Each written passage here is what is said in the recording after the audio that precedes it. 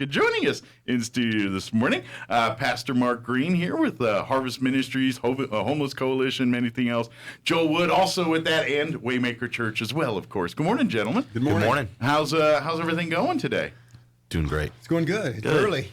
It is early. That's right. You guys probably start your day about 8 or so, and then get to going. Yeah. But they're here a lot later too. They're there in the later in the night taking care of people. So, but a lot of stuff going on here.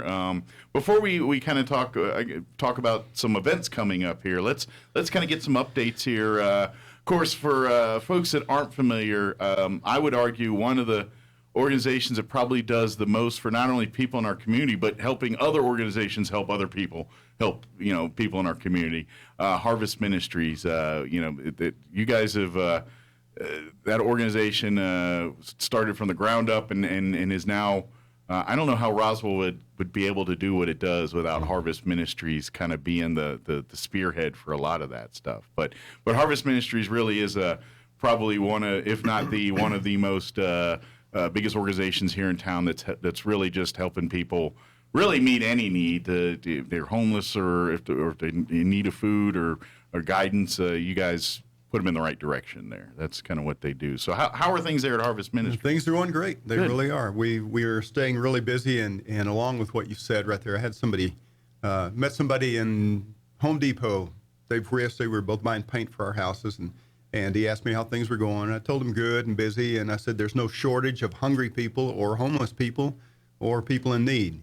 And he actually said, I think that not only do people need Harvest Ministries for their needs, but he said we need Harvest Ministries because we need to have a place where we can go and serve. Yeah. And it's good for both of us. It's good for all of us, and someone just this morning, someone said, I love what you guys do. And I said, well, the good thing is we love what we do too. We love being a part of this. Well, we love, we get every day I get to go to work and love people and love God. What's better than that? Absolutely. Yeah. It's not an easy job or by any stretch of the imagination because, you see hard stuff. You see folks in tough situations, and some don't necessarily want to come out of those situations, and you just kind of got to love them until they're ready to make that choice. But a lot of them can't. They're not in a position to even make that, that decision to get out of where they are. Yeah, we've got a lot of people that they either have emotional needs, mental struggles, and all PTSD and all kinds of things, and maybe addictions, and they can't even pull themselves out. So that's why we're there to try to point them in the right direction and get them the kind of help that they can have. Sure. So we hope for today, healing for tomorrow. That's our motto. Well, I'm guessing just, from my experience things and obviously talking to a lot of folks and things, when it comes to helping folks like that, it literally is like, how do you eat an elephant one bite at a time? And it's exactly. With folks like that, it literally is like, okay,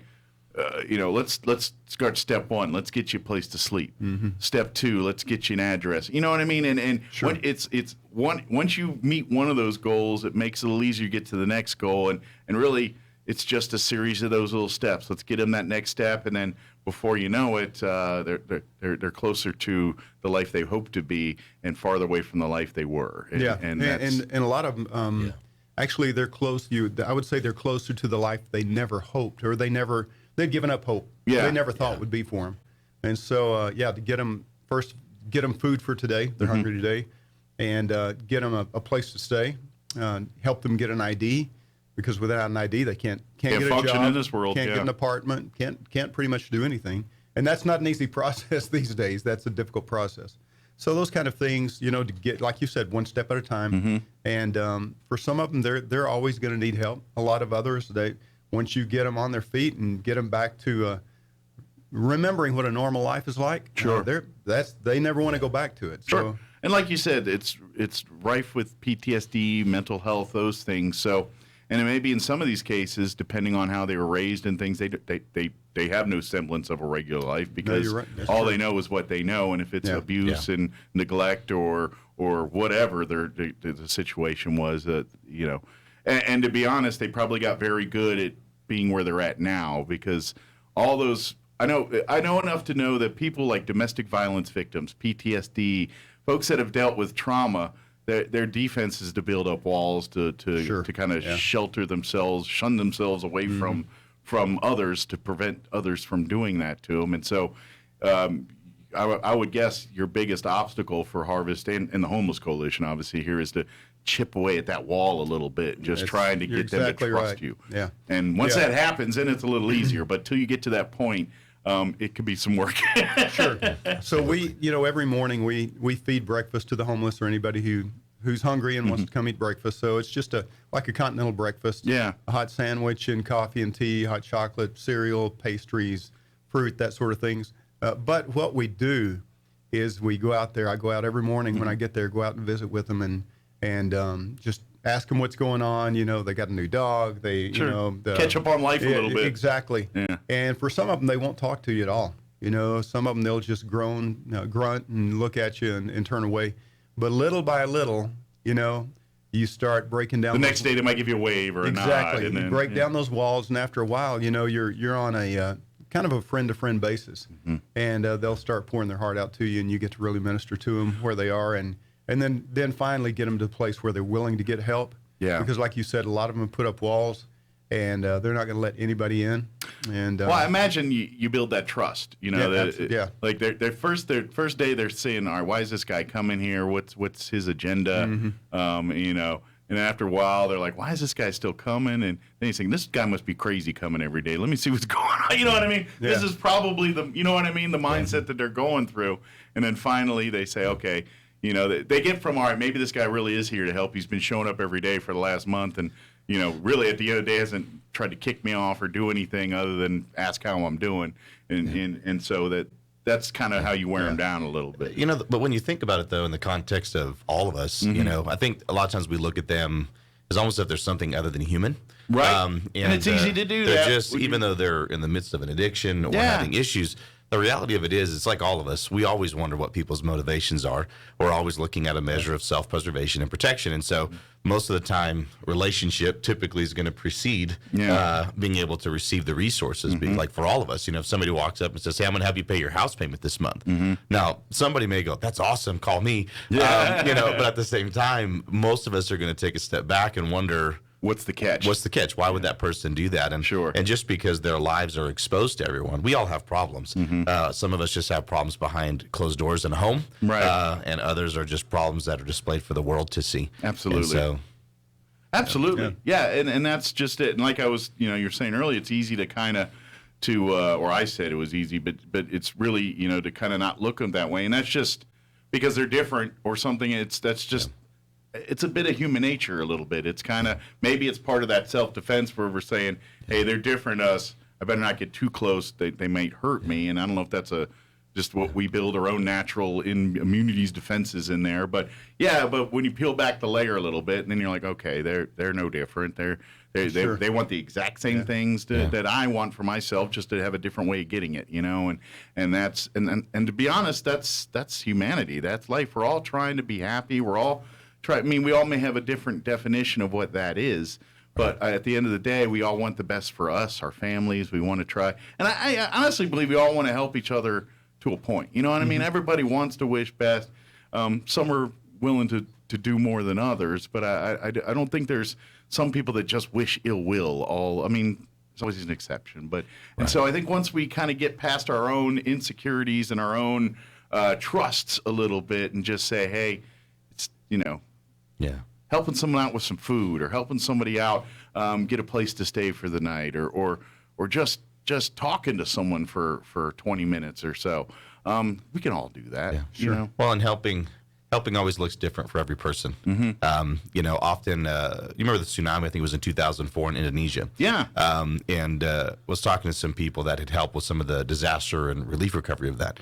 And one of the things that they had said was the first disaster was the tsunami, right? A lot of death. They actually said the second disaster was the aid from America.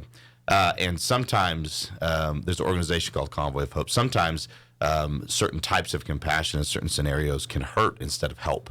And so that's where, some of the relationship building actually allows you to get to root issues so that you can actually solve problems instead of, it's not always a one size fits all, because all of our lives are different. the stories are different and the issues are different. So Sure.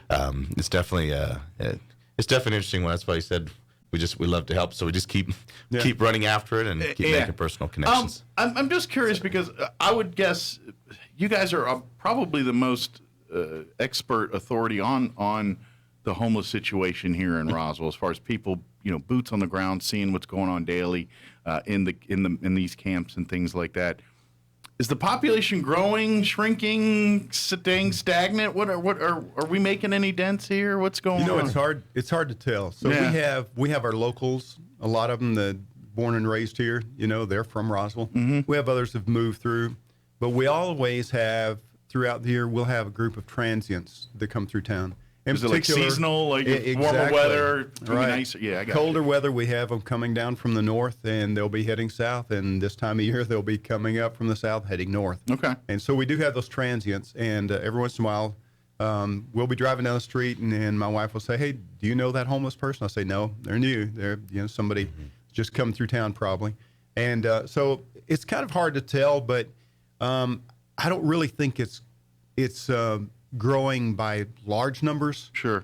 But there are more right now. There are a few more. You see more on the street corners. I didn't know like the world we live in just creates that too. Obviously sure. the last 3 years with COVID and everything else, and I think I really think at the end of the day, all said and done, we created a bigger wedge and a smaller one in issues Sure. like this because nonprofits went the way of the dodo for a little bit during there, and then especially things like this where it was more direct and all that. People were like, "Now I got to watch out for my own here," and so some of this took a back seat for a lot of people. And I imagine, and if anything, the numbers grew because as mental health, as everything's deteriorating during this time, people are doing more unrational things like becoming homeless. Yeah, we're living in the aftermath of the COVID nightmare and all of that. The shutdowns and but something else we're seeing, Mike, is rent and real estate has just gone crazy. Mm-hmm. Yeah. And we're seeing a lot of people that all of a sudden are finding themselves homeless because they can't afford the rent and they have nowhere else to go. And so we've seen several people like that. Actually, probably 4 or 5 ladies in particular in the past couple of months that their story was, I couldn't pay my rent anymore, and now I'm out, and I have nowhere to go, and I can't afford to get into anything. And so the rent has gone way, way up, especially compared to the cost of living here and our wages. It's higher really than that's a bigger gap there. There is definitely a bigger gap, and so we're seeing more of that as well. Yeah, and that's one that we just got to ride the times as best we can here and help and serve as and try to help. Maybe get creative with ways on finding maybe there's a group of the homeless folks that all share similar interests and things, and hey, let's all be roommates and pitch in 4 of you rent a house or something. Maybe it's kind of options like that we have to figure out. Or and I imagine the shelter, it's always is to capacity, if not close to just about. And we do see that scenario in particular with a lot of the guys who go to the homeless shelter. 2 or 3 of them will get together after a while and get an apartment and get out together. I think it's a great idea because now they all work on, lift each other up, and next thing you know, together, it's little more hands make less work, and I think 4 people together trying to get it through is going to make it a little easier for them as opposed to each of them trying to do it on their own. If I can, let me give some information about Harvest, and then we'll shift to Homeless Coalition. Yeah, even though we've been kind of bleeding that one together a little bit. Pastor Joel can help us out on some more of that as well. So number one thing I'd like to get the word out. We need volunteers. Okay. This is the first time. I've been there almost 9 years now. It'll be 9 years in a few months. And this is the first time we've ever said we really need volunteers. Short-staffed. Not really. We get the job done, but it'd be a lot easier with a few more people. It sure would be easier, and we could get more done if we had more people. Most of our volunteers, I just looked it up yesterday, so over 65% of our volunteers are retired seniors in their 60s, 70s, 80s, and 90s. So you need some young strapping muscles to. We always need some more people that can lift, a 50-pound box or bag or something like that. Yeah, we could use that. We have a few, but again, most of our people are retired. In the summer, we'll have a few more. Excuse me, I'm sorry. A few more families who'll come in with kids and they'll help us. But okay. But we love our seniors. I am a senior. I got my Medicare card in the mail yesterday. Nice, you're official. You're an official member of the team. That's why I'm right behind you. So, but yeah, we love our seniors, and they do a great job. Mm-hmm. So, if you're listening and you're retired and wondering what to do with your time, Dry Harvest Ministries, we have great fellowship there. We really do. It's not just work. We get together and it's a fun time. We work, but we have a lot of fun. And a lot of times they'll come in early in the morning before we start distribution, sit around and drink coffee and talk. Just socialize. Kind of like they would at a cafe or something. Yeah. And have a lot of fun. So if you or your parents, grandparents, you know somebody who's retired and trying to figure out what they do. Something else I just studied about, and that was that people who retire early without a plan of action suffer cognitive decline in the first 2 years. I understand. It makes sense, if you're not engaged or not having a point or purpose of doing something. Exactly, and that word purpose is key because a lot of people say, "Well, I'll do crosswords and brain teasers and things like that," and the studies have shown that actually that may help a little bit, but really your activities need to have purpose. Yeah. And I can't think of a greater purpose than working at Harvest, helping the homeless and the hungry. And again, we partner with 14 other agencies and churches, and we make referrals. We coordinate with each other to get them the kind of help that they need. So we need volunteers. Number one. Number two. Here's we're seeing a little bit of uncertainty. I think we all are. Food supplies, that sort of thing. Strange things like the styrofoam cups that we serve coffee to the homeless every morning. I can't get them. Can't find them. Supply and demand. Exactly. Things that you wouldn't think of. Yeah, I can get little bitty 8-ounce cups, or I can get 32-ounce cups, but I can't get the 12-ounce cups. That sounds like a good cup of coffee. Yeah, I was going to say, they'd be good to go for the next Sam's, day. Walmart, the dollar stores, Shamrock. We checked all of them, and finally, Shamrock had some, but they were $115 a box. Wow. For 1,000. I used to pay $40 for that box. And so, some of those things that are making it a little more uncertain. One thing that has not really faltered, and that has been our support from the community. Our community has been wonderful, financial support, food support, which leads me to the next one, and that is our letter carriers food drive is coming up May 14th. Yeah, so usually it's in May time frame here. Yeah, it's the second Saturday in May. Good deal. So Saturday, May 14th, so you get cards in the mail, and if you don't, send them out anyway. So that day, just put a bag of non-perishables out there at your food box or your little box condos, if you got those, or mailbox condos or whatever it is. So some people who only get mail at their post office box may not get a card. So and they won't know about it. But some of the rural routes won't pick up, but all of the city routes will. And I know if I remember in the past, for those folks that don't necessarily get mail delivery there, that when you go to pick up your mail at the post office, they do have a box set up for you to drop off food and things there. So we'll have a bin there just inside the door of the post office. Yeah, so even if you just whatever reason don't feel comfortable leaving out your mailbox, you can always drop it off there at the post office too. So. So May 14th, Saturday, put out some groceries. The letter carriers will pick it up. And this is really this National Food Drive is the biggest one of the year for all of us. And I will also, we've had this conversation, we're getting into the lean months as far as donations go generally. Summer months. Summer drops off. Are generally the quiet times for donations. Believe it or not, when the kids are in school, that's where most of the food and blood drives and all those things happen is when kids are in school. So we're about to get lean here as far as donations go. So if you can step up the game during the mail carriers here or make a plan throughout the summer to continue to contribute, these would be very helpful things. So.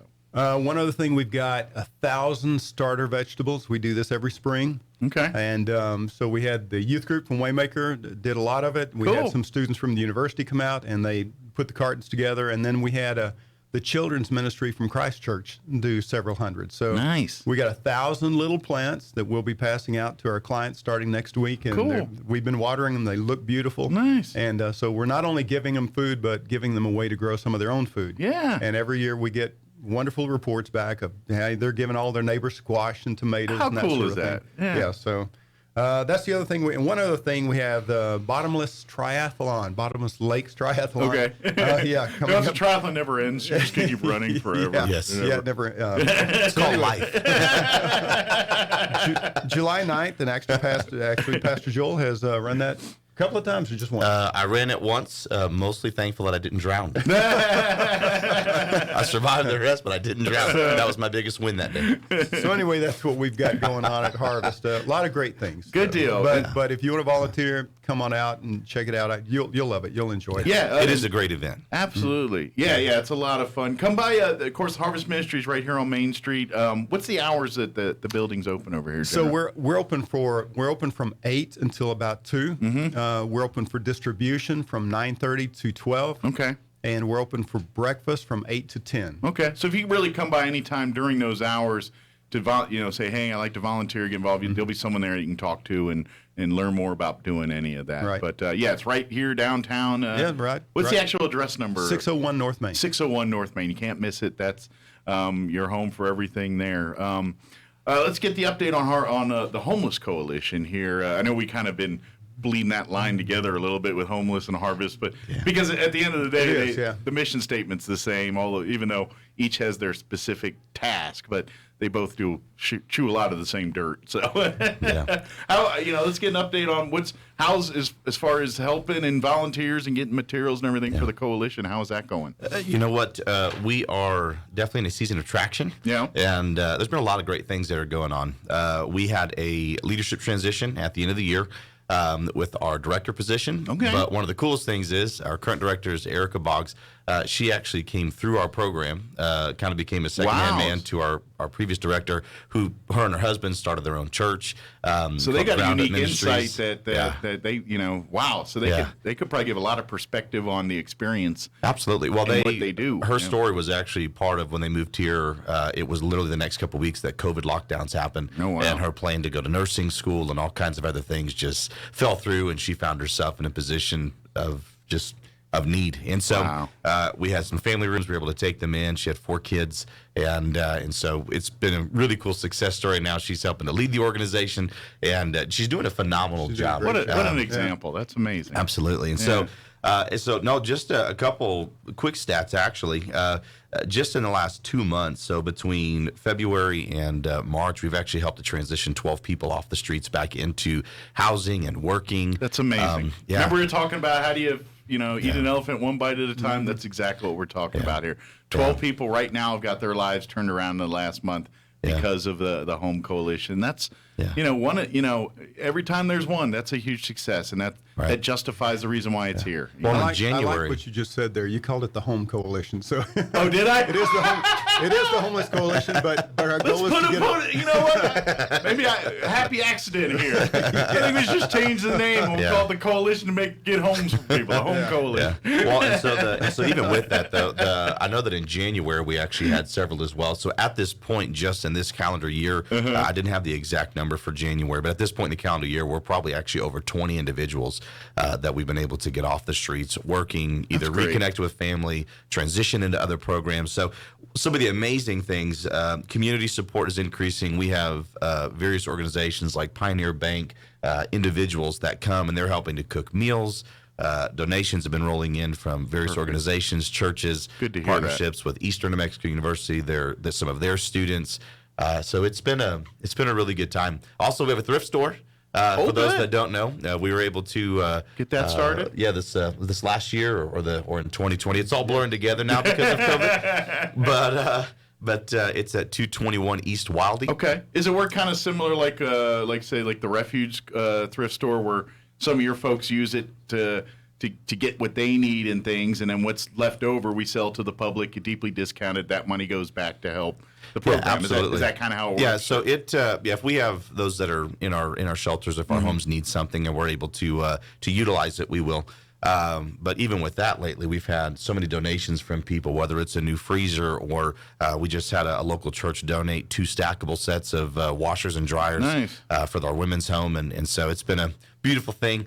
But yeah, the thrift store though basically when you drop off your supplies are after we cover just essential costs of staff and keeping the building open. 100% of it goes back into operations. So it's been great. As far as donations and things, if it's large donations, probably recommend calling ahead and all that to make arrangements. If it's like furniture or something, the best something thing that takes up some space. Yeah, the best thing to donate is furniture and those types of items.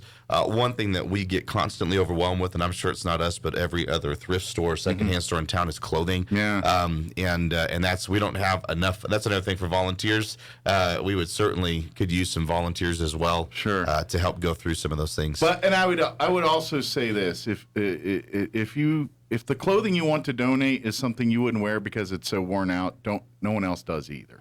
Go ahead and just throw that away. You actually cost the people you're helping more money when you donate, in essence, trash, because now they got to pay to have that taken to the dump and everything else. So it is costly. Yeah. So you're actually doing more harm than good for the nonprofit by doing so. Same thing with because I know the Humane Society says all the time, like, please don't bring us this stuff because now we got to pay to take it, and it costs us money instead of making money. So when it comes to clothes, make sure it's clean, serviceable. If it's something that you would wear if you could, or whatever, then donate that. Yeah, there's certain clothes that I would have to donate. You said if you could wear that. Well, I get it. I might have got stung by a bee or something and a little swelling. Yeah. I understand. And then you get it. Oh, well, I'm going to get back to that, so I'm going to keep it in the closet. We never do. Yeah, I literally have a box in my barn that says Mark's Skinny Jeans that I'm hoping to get into someday. Yeah. See, my joke is that I can make regular jeans look like skinny jeans.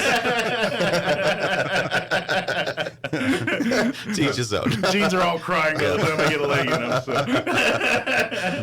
Thank goodness for stretch fabric. But definitely consider that a little bit. So, yeah, I understand. That's something I think all thrift stores really have an issue dealing with is clothing, and don't get me wrong, that clothing is greatly appreciated. I don't know how many folks, especially business clothes, suits, dresses, those kinds of clothes, because generally that's not the kind of stuff they have, but they're going to need it to get job interviews and things like that, and we've all tried to buy dress clothes or business clothes, and that's you can easily spend an arm and a leg on that. As a church, we'll go down because we do street ministry and outreach, and one of our go-to places actually is the thrift store, and we're purchasing coats and blankets. If they have beanies or gloves, things like that, we'll pick up a lot of those things, and then of course because it helps us cost-wise to not purchase everything brand new. Just because it's treated pretty roughly most of the time, but it actually enables us to be able to go and blesses the coalition at the same time. If I was like if you're a new married couple starting out or something like that, forget going to box stores and catalogs and online and stuff. Go to thrift stores. You could buy all your small appliances and furniture, and most of it's great shape and everything else, and you pay pennies on the dollar. So you just furnished your home for a couple $100 instead of thousands of dollars. Right. And I don't care what married couple out there, you never have two nickels to rub together when you're married. You're living off love at that point. Ramen and love. And eventually you're not going to love ramen. But so don't spend a bunch of money on toasters and coffee pots. Or go to the thrift stores and help these great nonprofits, and you paid $10 for a coffee pot. That's I might mention too, our director there is Joy Peralta. Okay. She does an amazing job. She's wonderful. That thrift store has been such a blessing to us. Actually, It was the hospital auxiliary thrift store. Okay. And they literally donated it to the Homeless Coalition. Yeah. And it's been a great blessing. It's been a real big source, steady source of our income. Yeah. Well, and not only has that been a blessing, also RPM Plumbing really gave us an amazing gift that they had a service vehicle was a small box truck. Oh, so you can go do delivery, pick up and delivery. Yeah. Now with that, we try to do our best to be able to do that. Yeah. Obviously, it depends on staffing. The good news is that a lot of our guys are working, and so when they're not actively employed somewhere, part of their responsibility then is to help at the thrift store, because all the resources we give are at no cost to the individuals. Sure. We are 100% donor funded, and the people that come in, they had money for it, they probably wouldn't be there in the first place. Right. And so with that though, if the guys are available, we'll be able to run out and do some things. But yeah, so that the pickup for things like that is always good to call. Joy's great about trying to schedule pickups if possible, and it's super helpful. So huge thanks to RPM for donating that truck as well. We actually just got it wrapped as well, so if you see it cruising around town, still honk and wave. Yeah, honk, wave, and then come drop your donation. Yeah, and then put some stuff in the back of it and say, here it is. This is for the thrift store. But so please come shop, come donate, and I'm telling you, and young come folks, serve. And come serve. That's another thing. That's if you'd love to that's the thing too. If you want to help out at the Harvest Ministries Homeless Coalition, whether it's stocking the shelves or going out to the camps and ministering or helping any way you can out there, more people are definitely needed for all those things. Well, and for people that may be listening, often we wonder, I think within our own context, that with the time we have or the skills we have, does it really matter? When you take the big picture, if you go to the 40,000-foot view flying in the plane, and every person is doing a small thing, and not always just giving or monetary things, those are obviously critical. Sure. But when you take those little individuals and those little moments and you put those together, it allows people to accomplish a mission together. Absolutely. And so don't think that a few hours here and there is too small. Every bit of it matters, both for Harvest. And I'll tell you, you've probably done a bunch by going out and doing these things, even though the recognition or understanding of what you've done is not as apparent or obvious to you right then. It's kind of like I always compare like kids, like when they talk about big brothers, big sisters, and talking about the young kids, and kids kind of hide their, like when if they don't know you, they'll kind of keep their emotions on their sleeve. They're kind of under a vest there. They're really. But they're like, I don't know if they had a good time. And then they go back and say, oh, man, they were raving about a good time. They just didn't tell it to you. I think some of the folks you're dealing with are the same way. They're not going to outwardly tell you you're helping them, but that little bit helped them. And even though you don't feel it that way, you're making a great impact there, even if you don't see it directly. And eventually you're going to, because it's wearing away. But, I mean, every one of those little acts, even if it doesn't, give you this reward, you're thinking that you're going to get this big moment of, and everyone's going to be happy. No, it's none of that there. But those little things, just giving that sandwich here, just making sure someone's got clothing for the night or a place to stay for the night. Those things build up, and years later, when that person's back on their right path, they're going to think of those moments you did, and those would be the moments that turn their life back to being to where they want it to be. Well, you'll actually figure out with ministries like ours that at the end of the day, accolades are not what you seek. The reward you get is actually serving. Yeah. There's something more about that. When you serve others, you have to realize, okay, we're both pastors. We're created to serve each other. We're created to serve others.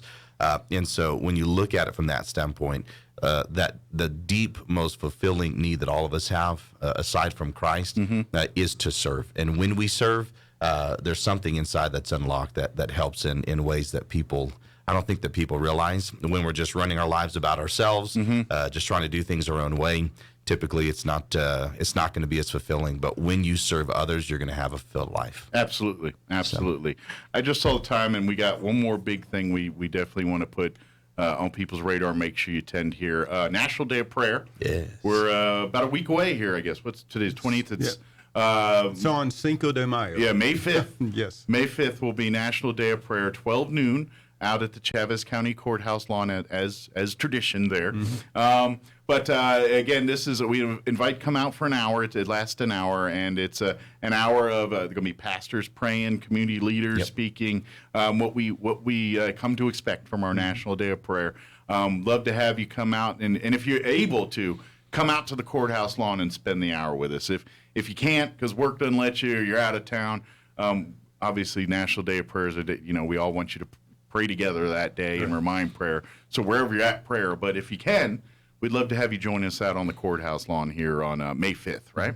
Absolutely. Yeah. So actually, Pastor Joel's coordinated this year. Oh, okay. Yeah. So what's on tap for this year's National Day of Prayer? You pretty much nailed it. Okay. We've kept some of the flow from Pastor Mark. Of course, he's still instrumental in helping to do some of the different parts and permits and things like that. But yeah, exactly that. At noon, County Courthouse, we're going to be just spending some time in worship and in prayer, and different leaders and pastors will be praying, and prayer is a powerful thing. Absolutely.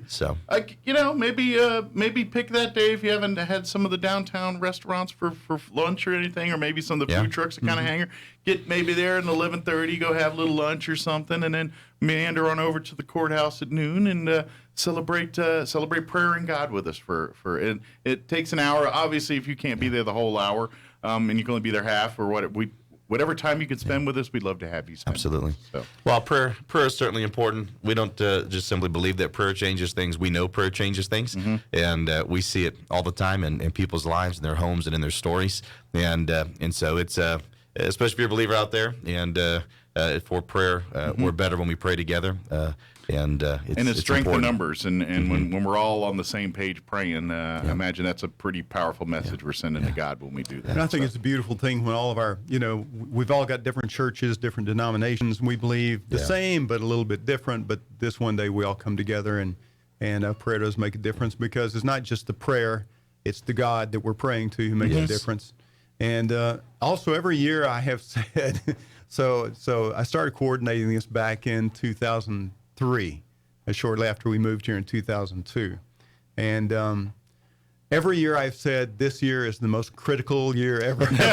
We need prayer. We need God's intervention more than ever before. And I will say it again this year. Yeah, absolutely. We need God's intervention more than ever before. Absolutely. So if my people who are called by my name will humble themselves and pray and seek my face, God says he will hear from heaven. So that's what we want to happen. May 5th the day. We want a portal to be opened over the courthouse, and not only for us, but for everybody. We'll be joining our prayers with tens of thousands of other people around the nation and really around the world. So we are a world that can use as much prayer as possible right now. Now more so than ever, with going on all over the globe right now. We need to come together as Christians and pray and thank God for our blessings, but pray for strength to guide us through our next toils and tribulations here. So it's the most critical hour ever to just live it out. Absolutely. Don't have it in title, be the real deal. Absolutely. Go out there, pray, serve, go. It's important. That's kind of what I've always been, as I got to wrap this up, but as the last 3 years have been probably confusing for a lot of people as far as things that they think is right, questioning, you know what I mean? It's just been a lot of that. And I the two things, God and my values and my family, my parents, it's like what God's doing and, what my parents taught me is right and from wrong. I go back to basics. I'm like, look, helping this person, doing this thing, those are never wrong things. Even in the world where they're trying to make every decision confusing, it feels like. Doing the right thing, I've never had a problem or a lot of recourse bad from doing that. So, well, if you'll seek the truth, you'll find it.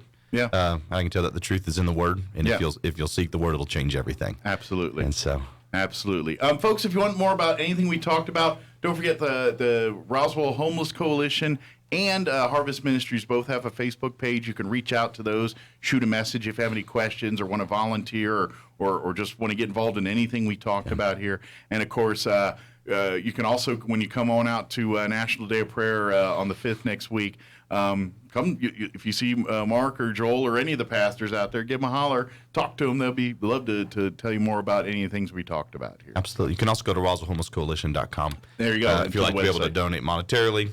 There's a direct link there to same do thing that. for Harvest Ministries. Perfect. Yeah. Yeah, so if you want to donate, cut some big checks there, that'd be a great way to help every out. little bit helps. Absolutely. Well, thank you, gentlemen. Appreciate it. Thank you for your time. We'll see you next time, and don't work too hard. I know you serve, but take a break for yourselves, too, every once in a while. So appreciate you guys. All right, it is 7:50.